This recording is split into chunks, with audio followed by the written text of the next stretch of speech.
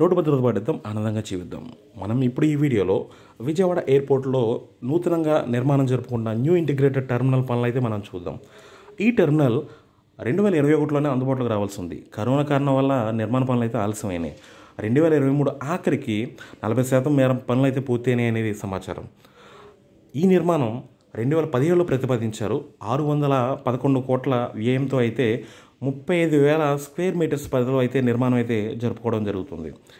సౌకర్యపరంగా చూసుకుంటే ఈ టెర్మినల్లో 24 అధునాతన check in counters, 14 immigration counters, 3 custom counters, 5 conveyor బెల్ట్లు, 8 గేట్లు, 6 ఏరో బ్రిడ్జ్లు ఈ టెర్మినల్లో అయితే నిర్మించడం అయితే జరుగుతుంది. అత్యంత పీక్ అవర్స్ అంటే ఎక్కువగా రద్దీ ఉన్నప్పుడు 1,200 మంది పాసింజర్స్ని అయితే ఈ టెర్మినల్ అయితే హ్యాండిల్ చేయగలదు.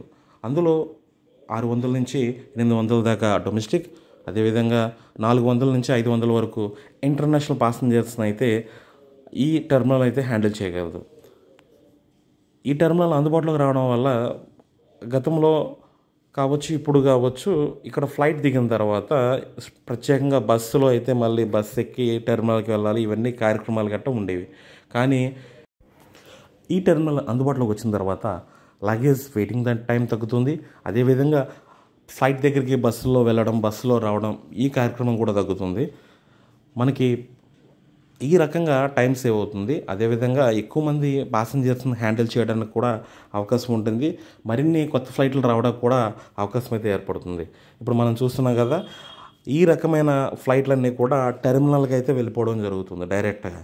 అంటే ఇక్కడ పార్కింగ్ నుంచి జనాలను అటు తీసుకెళ్ళడం, ఇటు తీసుకెళ్ళడం అనేది లేదు. ఇక్కడ మనం చూస్తున్నాం కదా, ఈ ఫ్లైట్స్ అన్నీ కూడా ఒకటి షార్జా నుంచి వచ్చిన ఎయిర్ ఇండియా ఎక్స్ప్రెస్, అదేవిధంగా ఒకటి మిడిల్లో ఉన్నది ఢిల్లీ నుంచి వచ్చిన ఎయిర్ ఇండియా ఫ్లైట్, అదేవిధంగా ఆ పక్కన ఉన్నది ఎయిర్ ఇండియా హైదరాబాద్ నుంచి వచ్చిన ఫ్లైట్.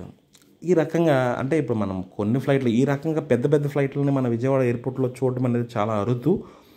ఇటువంటివన్నీ కూడా ఇంకా ఉండే రోజుల్లో మనం డైరెక్ట్గా చాలా ఎక్కువ ఫ్లైట్లని, ఎక్కువ మంది పాసింజర్లని, దానివల్ల ఇతర చుట్టుపక్కల ఉన్న వాళ్ళకి కూడా ఉపాధి అవకాశాలు కూడా పెరుగుతాయి.